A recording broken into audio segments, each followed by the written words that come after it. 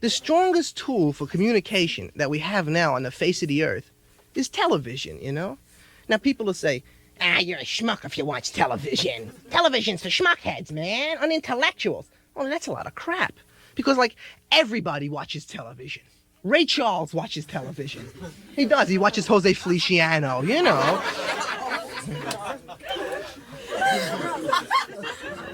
Because lately, you got to give them about 10 points for guts. Because they did something I didn't think they'd have the nerve to do.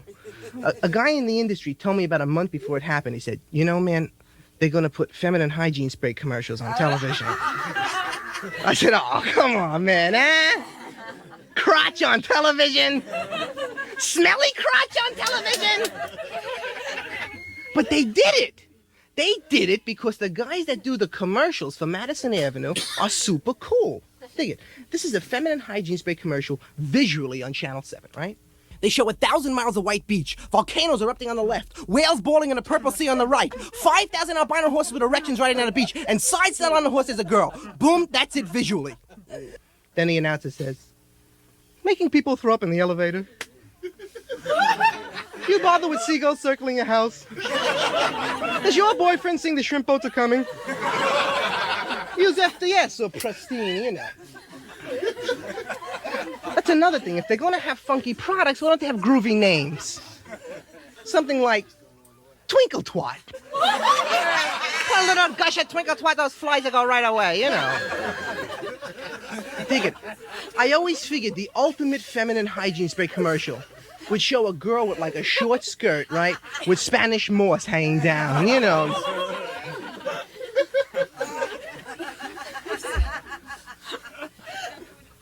I mean, it could start like a whole honesty trend in advertising.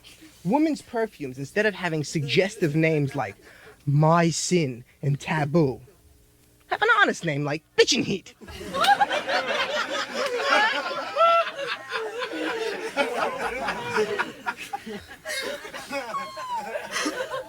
Aside from the commercials, which, you know, everybody knows is a little funky, the programs have a social value, you know? There's sort of a social barometer as to how change is in the country. I'll give you for instance. Remember back in the early 60s when the black people in the country were like really pushing hard for equality and everything? You started to see at least pseudo-acceptance on television first. You saw like black cowboys, you saw like Bill Cosby and black spies and stuff like that. Now, I guess the most exploited group in the East Coast anyway is the Puerto Ricans. And you know they don't have it together yet, because you don't see, like, Puerto Rican television shows. You don't see, like, Puerto Rican wagon train. Holy shit, the Apaches! Circle the wagon, holy shit! Get the garbage in the middle, hurry up, let the rats out of the corral! Get it to the point, you're ready, motherfucker!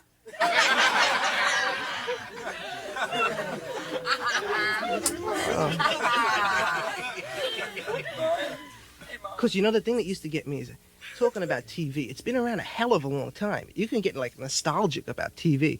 I remember the old television shows for kids. Remember Winky Dink? Right? Hurry up, draw a prophylactic for Winky Dink, little boy. You know, Winky Dink's gonna get the clap.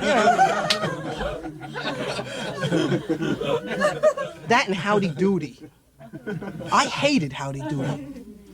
Buffalo Bob would be out there, and Clarabelle would squirt him in the head with a seltzer bottle. And he'd say, who did that? Who did that? And all the little kids would scream, Clarabelle, Clarabelle, Clarabelle, Clarabelle, you dumb son of a bitch, Clarabelle! You know, give myself a goddamn hernia and change it, you know?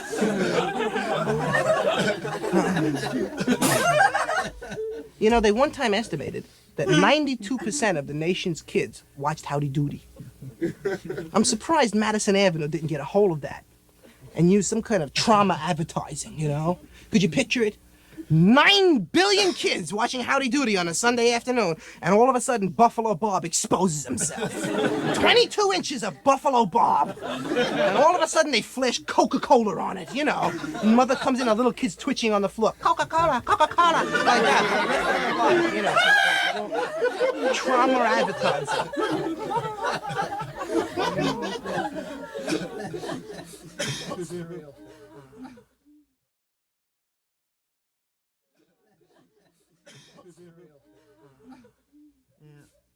Because one of the weirder things about the supposed generation gap is that our generation, the younger generation, is supposed to enjoy a hell of a lot more communication on all angles. Only thing is, the premise for the sexual revolution was supposed to be that we didn't have any more pressures on our psyche and our libido. But we do. It's just that now we're digging the same taboos that our parents had. They gave them to us during a very crucial time. Very early toilet training. You know what I'm talking about. Ca-Ca. What the hell is Ca-Ca? Ca-Ca-Ah-Ah-Doody-Poo-Poo. Sounds like the main dish at the Hawaii Kai, right? Now, can I have 2 orders of Ca-Ca-Ah-Doody-Poo-Poo and an egg roll to go, please? You know.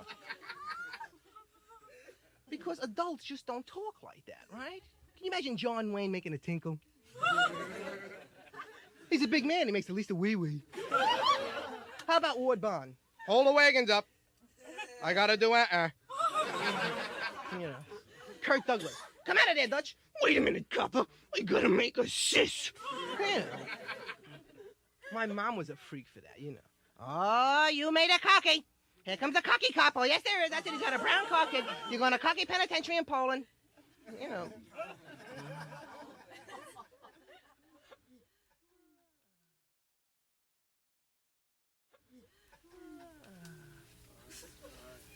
Recently, the United States government tried to get into communicating to people about grass, marijuana, you know. They said they were going to do a report on it, you know. They said, we're going to have a marijuana commission, and we're going to do an 8-month extensive report, and then let the nation know where it's at. But where it's at is, when they do clinical research on something like marijuana, they do it in the laboratory, you know? And they've got like a little hamster, one of those little laboratory hamsters, and they give him like 50 grams of THC. Right? That's the equivalent of a guy here smoking a piece of hash as big as a table, you know? Then they wonder why the little thing won't run on the wheel. You know, come on, run on the wheel. Oh, fuck you. You want me to run on the wheel? Give me speed. I'll run on the wheel, you know. Either that or they take some guy, they always try that on a human test subject, you know, like Herma Finstwell, you know, 55-year-old grain silo night watchman from Missouri, you know. Last time he got high in 1947, he ate a rum cookie and he exposed himself in front of the Easter Day parade, you know. And now they give him 3 joints of Yucca Flats Yellow, you know, radioactive grass. You know, comes in a lead box. They got to roll it with mechanical hands and everything like that. You know, the roach glows in the dark. You know.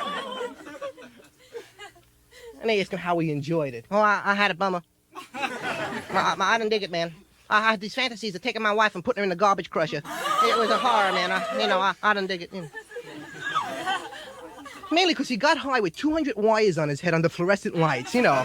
Like a nice atmosphere to get high in, like laying at the meat counter at Bohack, you know. You know. People come over to you, you know, and they ask me, they say, you know, you rap about grass a lot, and you rap about drugs. Don't you see any like drawbacks? You don't see any negative aspects of grass, you know? So I said, gee, man, you know, I don't see any major hang-ups. You know, it's not like a real heavy drug like alcohol or skag, you know. But it's got its little hang-ups. Like, I give you, for instance, you can't lose weight if you smoke grass. Like, I have a tendency to look like the Pillsbury Doughboy, you know. So I go on diets, right? Go on the Stillman diet, you eat like meat and water and you shit like a shark. You know. But if you smoke grass, forget about dieting, right? My old lady tries to help me on my diet. She gets rid of all the food in the house, right? 3 o'clock in the morning, smoke a little hash. Complete hungers. Eat a sponge with log cabin syrup on it. A sneaker with confection sugar. Anything. The little guy in the crowd. Come here, shorty, you like it. Put some accent on, you know. And let me recall to you, like, the last time I really got bent, you know. A few months ago, I was at home, and I get a telephone call from a dealer friend of mine, right? Black dude, make the best dealers in the world because you don't care if it's oregano, just the way they sell it, you know. I got some bad shit. Woo! Wait, you take one poke of this shit and the cheek of your ass falls off. Woo! I did a pipe of this yesterday. I farted sparks and fired to the rug. Woo! Come on down and try it. It's called Tasmanian green. So I figured, what the hell?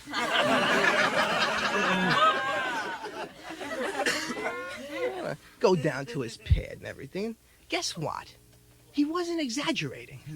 I don't know what kind of grass this was, but wherever it grows, there's no live animals. They've all like walked off cliffs and stuff like that. Or they get the hungers and ate boulders and die of constipation. We're smoking it and I'm getting high, man. Oh, look at that. The walls are turning into Halavar, huh?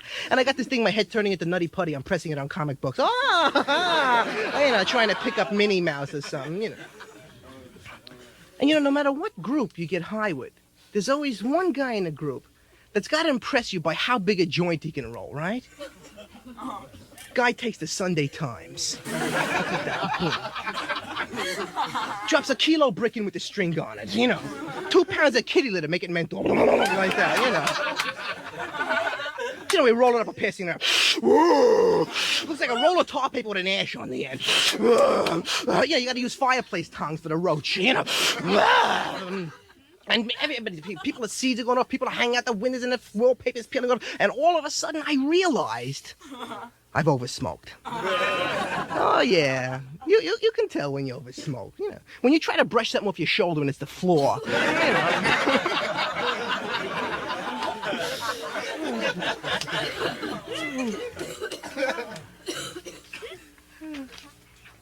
Sometimes it's hard to tell good shit. Like, sometimes it takes 20 minutes before it hits you, Like, we're always they always make me El Exigente, the guy that's got to, judge this stuff, Roll Chris one, he'll tell you if it's good or not, So I roll the stuff up and you're smoking it, nothing's happening. That's shit, it's no good, it's no good. All of a sudden, 20 minutes later, you look up and people are saying things to each other like, and their lips are not in sync with their voice, like a foreign movie. Oh, yeah, man. Good shit, yeah.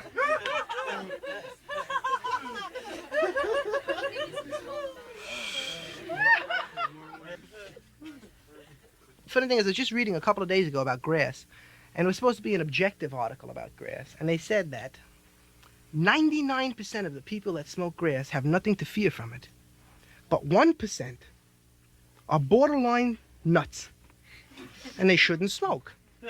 Only thing is, grass is so groovy, you always want to turn everybody onto it, Smoke, man, you like it, but I lost my leg. So what? Light up, you dig it, man. You could groove on the stump. It's out of sight, man. It's really cool, man. You'll love it, man. I'm telling you. It's really fine. Smoke it, man. Imagine a bunch of guys smoking and they turn on Larry Talbot. You know who Larry Talbot is? He's the wolf man. Imagine that. Come on, you like it? No, I don't think I should. Why not? Well, it's 11:45. So what, man? So what? You'll dig it, man. Here, light up. Hey, look at that, man. Holy shit, he's growing hair on his hands. Oh, that shit. Order me 2 pounds of this stuff, man. This stuff is pretty far out, man. Look at that. He's howling and he bit me on the neck. Wow.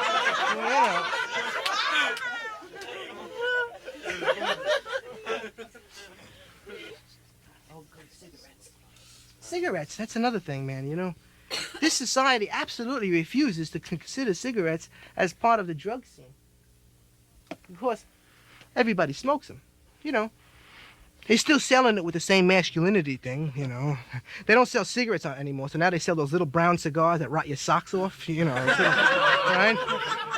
3 of these gave cancer to a stone, and they sell them anyway. Winchester, smoke a rifle, blow your brains out, Right? They always have that virile guy, he gets off his horse. He just finished bawling his horse, Oh, goddamn my virile, give me a Winchester, Only thing is, cigarettes really are addicting. Nicotine, the alkaloid that primarily gets you off from cigarettes, is like one of the most addicting drugs on earth. More addicting than cocaine. Physiologically addicting. Now, I know there's some people saying, hey, man, he's full of shit. I smoke cigarettes, and I ain't addicted to them. Only I smoke 2 packs a day, and I'm telling you, you're addicted to them. I mean, there's certain things you eat, you have to have a cigarette. Try to eat a nice piece of milk chocolate, 3 o'clock in the morning, go to sleep without a cigarette. Your lungs come out by themselves, start sucking the ashtrays like a vacuum cleaner. Like that, they go out and buy Camels and come back, And there's certain things you do, you have to have a cigarette, right? You bawl, you have to have a cigarette. Even elephants, they bawl, they smoke a tree. Like that, A few weeks ago, I get back from a gig, 3:30 in the morning, my old lady makes spaghetti with garlic sauce. If you don't have a cigarette after that, your back breaks. So I eat the meal and say, where's the cigarettes, Michelle? I said, there's no more. Oh. Where's the butts? Threw them in a toilet bowl. Oh, God, did you flush? Walk over there and they're floating there, you know, like little prunes with filters on them, you know. And I come to a meeting of minds with myself, you know. You're gonna smoke that, man? You're gonna smoke that? You're gonna smoke one of those things where the doo-doo goes? You hair-lip hunchback junkie! You know, my old lady's got it out, she's drying it on the radiator, you know. I'm playing Nat King Cole records to kill my nicotine appetite, you know. Finally, she's got it lit. Oh, well, it's burning, the germs are dead. Then you do it, you know. You gotta.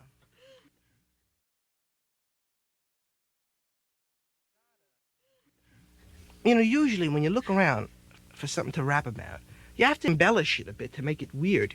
But every once in a while, something happens to you that's so weird, you don't have to change it. Like a few weeks ago, I was out on the island, and I saw a 100% guaranteed UFO. I was walking my dog. All of a sudden, I see this purple light in the sky. I figured it was an airplane light and everything. I came closer and closer, and I realized there was no airplane around it. I said to myself, this is it! This is it! This is a flying saucer! Flying saucer like in Star Trek! This is it! And I'm waiting. I'm going to beam up. You know, I'm hanging out there. Figure, I'll beam up and I'll be on one of those cheap science fiction planets, you know. One of those planets that is populated completely by girls in little skirts, you know. Saying things like, kiss? What's kiss? Forget about kiss. You ever hear of cunnilingus? You know.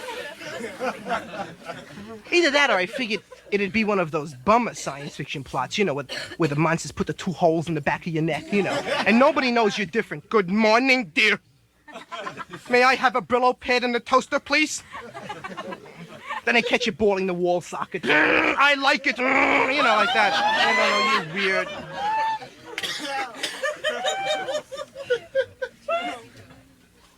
Of course, the weird thing is you get all your concepts of how communication between us and alien creatures would be from looking at movies, you know. And unfortunately, in the movies, the aliens always talk to military type. Thing is, we don't know who the hell they would speak to if they did beam in. Maybe they'd, you know, beam in and talk to a wino on 42nd Street. You know? How you doing? Hello, how are you? We come from Garvan. How do you do? Oh, I'm fine, man. You got 15 cents, man? You know, man.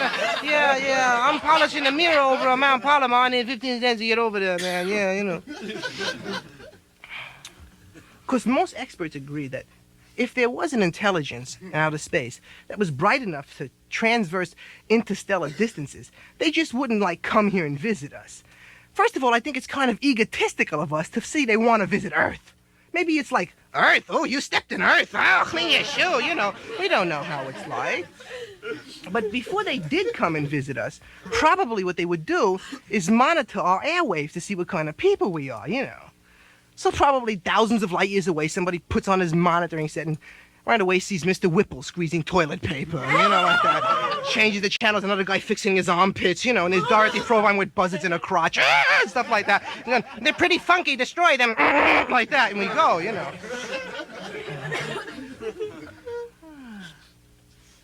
Because Star Trek has got, like, the best examples of futuristic technology. The best thing they have is that machine that beams matter from one place to another. You know, you get in and you end up in Jersey someplace. That's like great, man.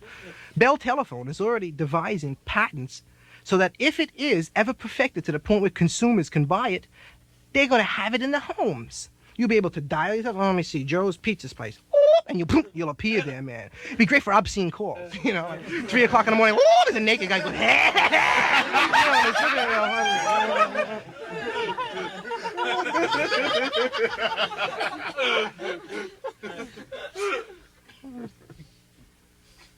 Did you ever wonder how people are going to get high, like, within the next 40 years? Sure you did. Last time you were stoned looking at the calendar. So how are we going to get high when we're old, Ma? You know? Because this hash killed my lungs. You know, I'm breathing through my ears for the last 2 years, you know. What it is they say there's going to have direct electrical stimulation of the brain, particularly the pleasure centers, you know. See, what they'll do is they'll put a probe in your head, and it'll touch all the pleasureful things you remember. Orgasm, eating pizza, you know, stuff like that, you know. Scratching a good itch. And then you'll have like a little keyboard and you'll play it, like, orgasm, pizza, hamburger. Ah. You know, like that. Orgasm, finding money. Ah. All good things, you know. End of school, end of school, end of school, orgasm. Oh, fine, you know. What are you doing with those wires up your nose, Billy? Never mind, you know.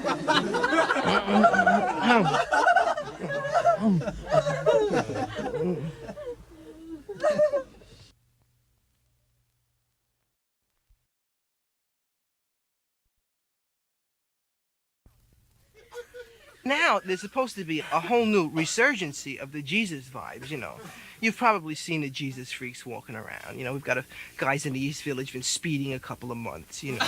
Guy carrying around a life-size cross. Hey, man, you got a nail, man? You know. You mean you want to be crucified? It's better than crashing, man. It's much better, you know, man.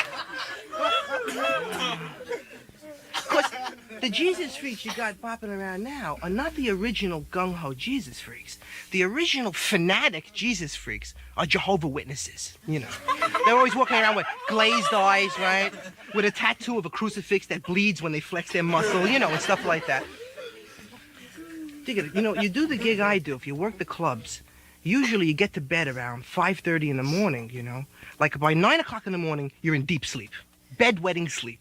You know, heavy, like you could take a bullet out of your ass with a Carvel spoon, you wouldn't wake up. You know, like heavy sleep. A few weeks ago, 9:30 in the morning, the bell rings. It's a Jehovah's Witness. Gives me this pamphlet, and the name of the pamphlet is Jesus Christ in Our Times. And it's got a picture of Jesus in a Robert Hall suit with an attaché case with the thorns coming through his hat and walking down Madison Avenue, you know? Now, I know that's a lot of crap. Because even the Bible says it's a lot of crap. The Bible says Jesus used to hang with beggars, prostitutes, thieves, and outcasts. He used to hang in the East Village, you know what I mean? Look at it this way. He was middle class, right? His old man used to run a carpentry shop, right? Take numbers on the chariot races, you know. Give me 5 on the guy with the blades on the wheel, you know, stuff like that. Jesus probably made money in high school by walking people's fish and stuff like that, you know. He had the long hair and all. So he probably would have went through the same kind of moral involvement that millions of guys did and got into the drug culture. Could you picture it? Jesus in a dope bust in the East Village? All right, get against the wall. Get your ass against the wall. All right, you, what's your name? Yeah, you with the glow on your head. Jesus. Jesus? That's funny. Don't look like a spick. All right, Jesus, come on over here. Roll your sleeves up, Jesus. Hey, that's pretty good. You didn't use any hands. All right, Jesus, how old are you? I am before all was. I am before all. Why, you brain-damaged speed freak? What the hell are you babbling about? Where do you come from, anyway? They call me Jesus of Nazareth. Nazareth, Nazareth, Nazareth. You know, Jesus, we got enough wise asses here in the village without you Jersey guys coming over here and making trouble. What the hell are you doing down here anyway? Preaching that all men should love one another. Oh, one of them gay activist pricks, huh? All right, in a way I can think about, you know.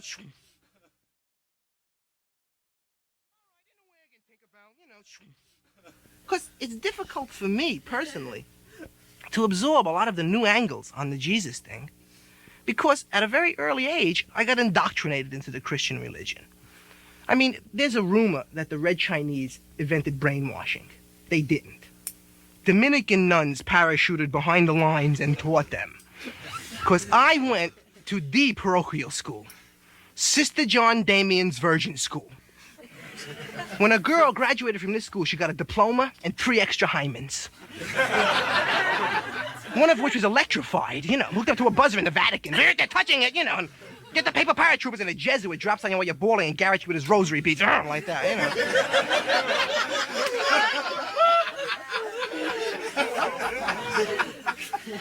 By the way, Sister John Damian had an advantage I don't have, you know. I look around a room, you try to gauge a room, you see a dude with a beard, you know, you see a guy with a beard, needle marks, you know, drug culture, you know. Turns out he's a diabetic hot season, you know, and you're But Sister John Damian, when she talked to a group of kids between the ages of like 12 and 14, she knew exactly where they were at, especially in sexual areas, because even Kinsey says it. 99% of all the males on Earth masturbate.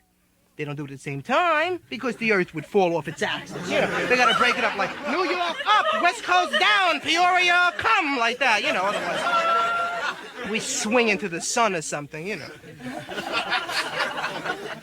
By the way, Sister John Damian was a super nun, a black belt Dominican nun, super holy and pure, no feet. She used to come a little white light, like that. No bodily functions. She never even went to the ladies' room. Whenever she had to go, a dove would come and take it away. You know. No discipline problem in the class, you know. All the other classes had talking and fooling around, but not her class, because we knew she was so tight with God that if you fooled around, she'd go, him, and your eye would fall out. So nobody fooled around, you know. She comes out and she's really fired up.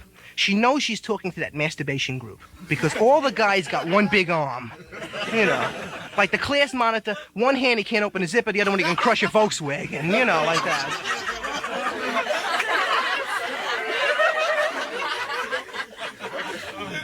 Comes out and says, boys and girls, I've been talking to you about hell now for 11 years.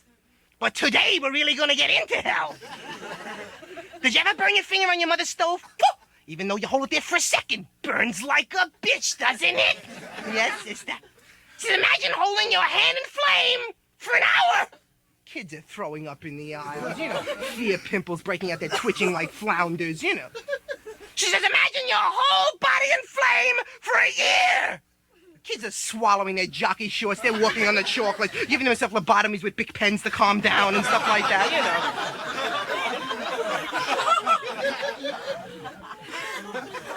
And she says, do you know what a year is in eternity? If a little sparrow comes once a year and sharpens his beak on a 10,000-foot granite mountain, the time it takes to wear it down to a grain of sand small enough to fit through the eye of a needle. That's 1 second in eternity.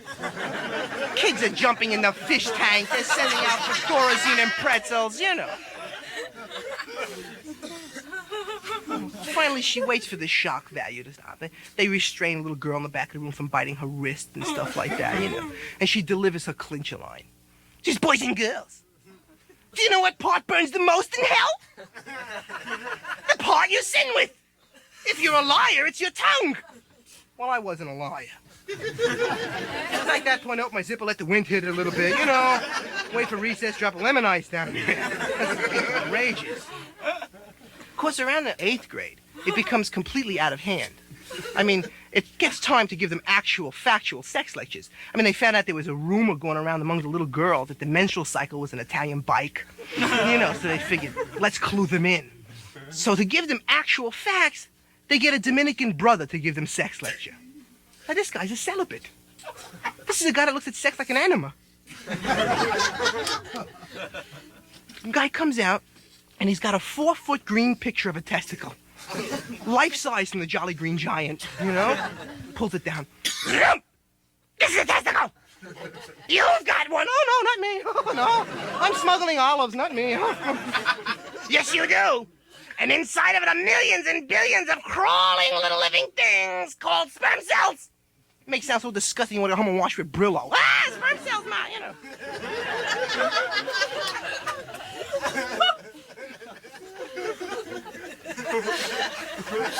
By the way, the Catholic Church's euphemism for masturbation is self-abuse. So he turns to one of the boys and he says, that's why self-abuse is such a sin. Every time you abuse yourself, you murder 7 to 8 million potential Christians. I was the Eichmann of my block. You know.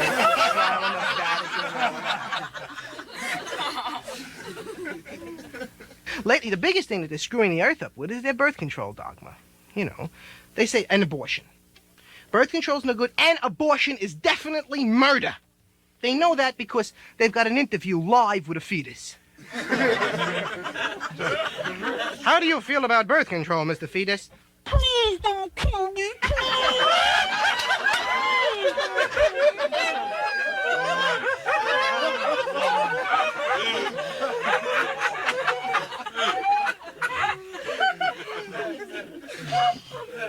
Very weird.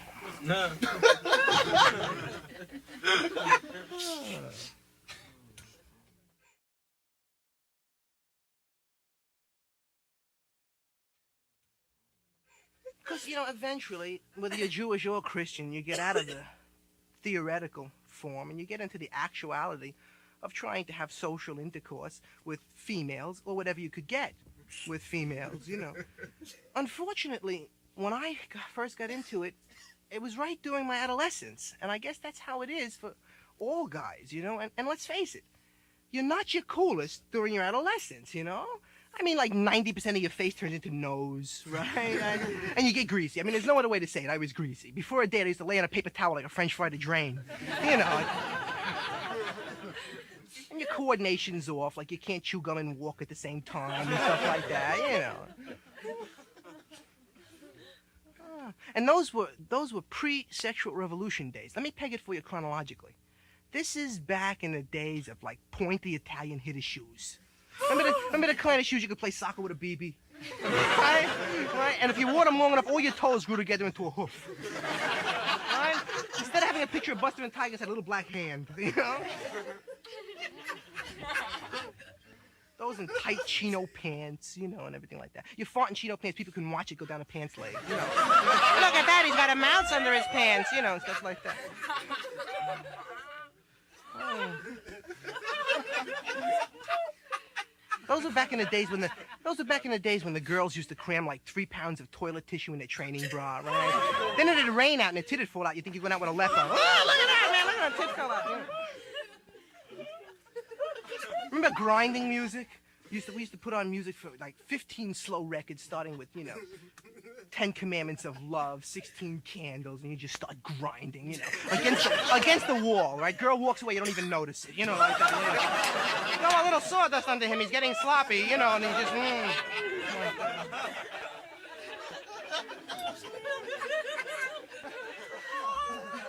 And in those days, there was absolutely no communication between males and females whatsoever. I mean, like, later on, when you first got your license, you'd be going out on your first date, and driving along, and girl would take a breast out and put it in my ear. Oh, my God! Look what she did! She took her tit out and put it in my ear! Just like in them dirty books I'm reading, with titles like Soiled Sheets. And I pull over immediately, right through the front window of a car, like that, and start making out. She say, "What are you doing?" What do you mean, what are you doing? You took your tit out, put it in my ear. What's the matter? It's cold? She say, "Oh, no. I'm just being nice." I say, "Being nice? When you go to school in the morning, the guy in the token booth says, 'Good morning,' you put your tit in a little window?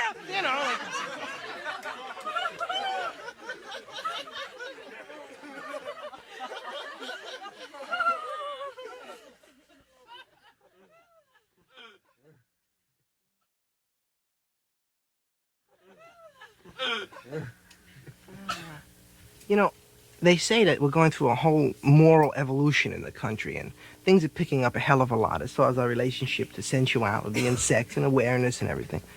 And one way you can, pick up on just how things are changing is by the toys that a society's kids play with, Once in a while, I put on the kiddie programs, 8 o'clock in the morning, watch cartoons and stuff and everything. And on those shows, you see commercials advertising dolls for little girls to play with now. I remember when I was a kid, maybe you remember when dolls used to look like a little baby, right? If it was fancy, it was like a Betsy Wetsy, right? You put water in one end, it came out the other. If it was a little fancy, it was a vomiting Vicky. You put some tomato soup in it, like that, or a menstruating Millie or something like that, Now, they got a little Barbie doll, 36, 22, 36, it's like a little hooker with a Coke spoon hanging around its neck, and pull the little ring and watch Barbie give Ken head, and stuff like that. It's like very far out.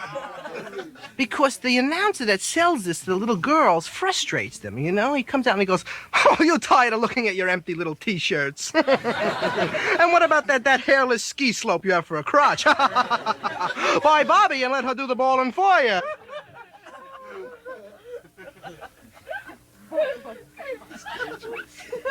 Every once in a while, somebody come over to me and they say, "Hey, you know, you rap about everything, but you don't rap about the mafia."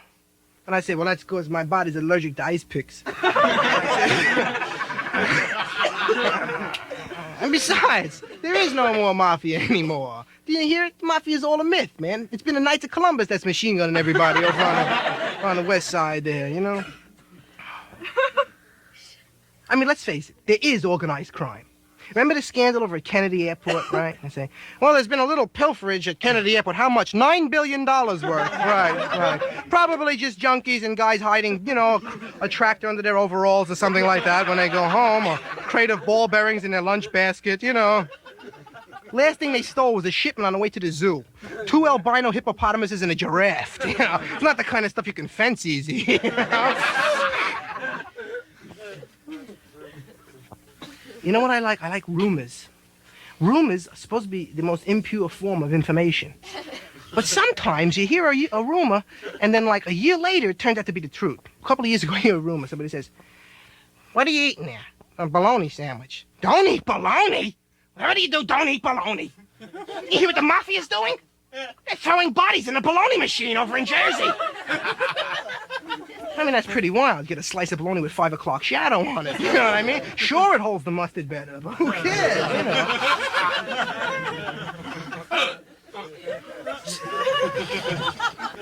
A few weeks ago, I heard the news, and they said the Consumer Protection Bureau has just made 15 arrests for meatpacking plants for having unclean processing. I said, "Hey, that's cool, you know?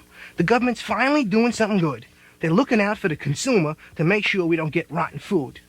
But then I found out this Consumer Protection Bureau doesn't watch out that you don't get bad things in your food. They just watch out that you don't get too much bad stuff in your food. Like they have a list. You can have 0.200 grams of rat balls in your salami. You know, like, who cares, man? You know, rat balls are rat balls. I don't want them, you know.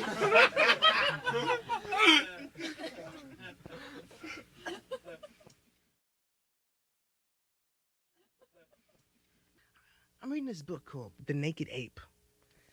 And the whole premise of the book is to tell us that all we are gorillas sort of that the hair fell out of, you know? Sort of like hip gorillas that had nair baths and stuff like that. And a lot of people take it as a put down. But the thing is, the apes are they're like a lot groovier than the humans. I'll give you, for instance, they're talking about the way small primates, like monkeys and all, express hostility, you know?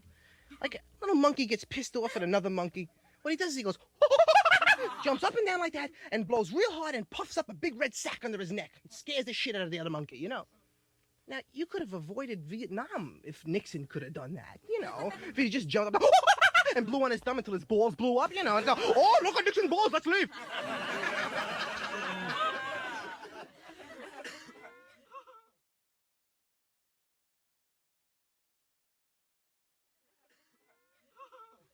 Man, I dig old movies. You watch old movies, you learn a lot. You learn why the Vietnamese War is no fun and why World War II was a lot of fun. Watch any war movie made during 1942 to 1944 in the middle of the war, and you see what I mean. You can tell the guy that's going to get killed 5 minutes into the picture. He's the guy with a picture of his wife in the helmet, right? With a puppy dog licking his shoe, saying things like, "In 3 days, I go home." Yeah, that's it. No chance, you know. And you'll see almost every form of old movie, except for one kind, which is very rare. You'll hardly ever see Charlie Chan movies.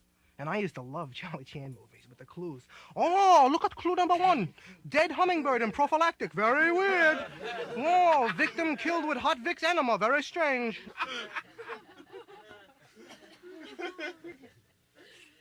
The reason you won't see them is because in a lot of the Charlie Chan movies, there used to be a black dude who was always getting scared shit.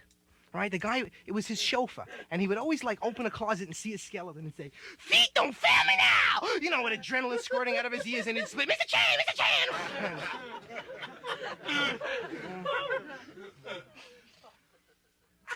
Because now the whole scene has changed with the black movies. You see the new image in black movies, like with Shaft and Sweet Badass and Motherfuckers Badass and all of them others. I mean, those people are bad, you know. The guy comes out, "Get your eyes against the wall, you white honking motherfucker!" And that's his grandmother he's talking to. "I don't care if you're my grandma, you're lighter than I am, you motherfucker. You know, you're almost white, you're high yellow."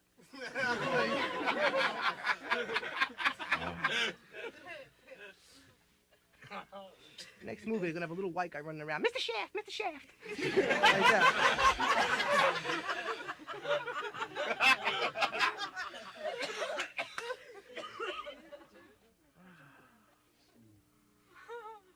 Hey, how about this new movie, Blacula? I mean, we got one black dude in here, and I don't know if he'd go pay money to see Blacula. That's a ripoff. You know who makes all them black ripoff pictures? Blonde Swedish people. With no fucking soul whatsoever. You know. Look at that, puncture wounds and chitlins. You know, oh, it must be Blacula.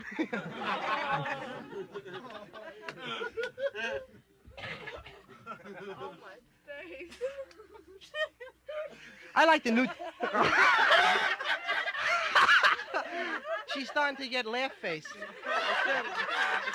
The cheeks of your face start to hurt after a while, I know.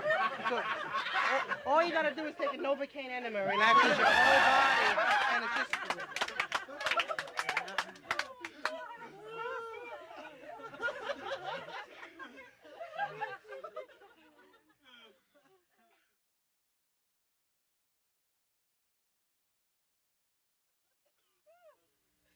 You know, I used to do a lot of like anti-Catholic material, mainly because I'm Catholic or ex-Catholic, you know. And people would say, you know, man, like, what are you, prejudiced against Catholics or something? Funny thing is, the first time I really got uptight towards some of the narrow-mindedness in religion was towards Jewish guy. But that's a heavy thing. You don't want to come down on Jewish people. Because right away they start going, "Where do you come from, Argentina, huh? Got any sauerkraut there, Heine?" You know, and shit like that.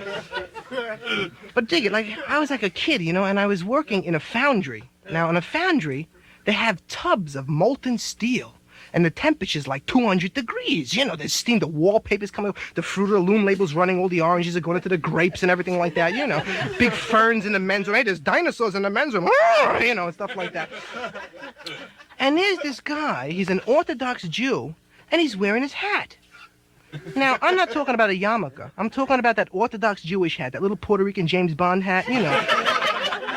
And he's driving me crazy, you know what I mean? I say, "Hey, man, why don't you take the hat off, man? Look, you got fungus growing on your knuckles. I mean, you know, it's 240 degrees in here, man. Look at that, there's leeches on the walls. Why don't you take the hat off, man, you know?" And he'd go, "Oh, no, I can't do that." And I'd say, "Why not?"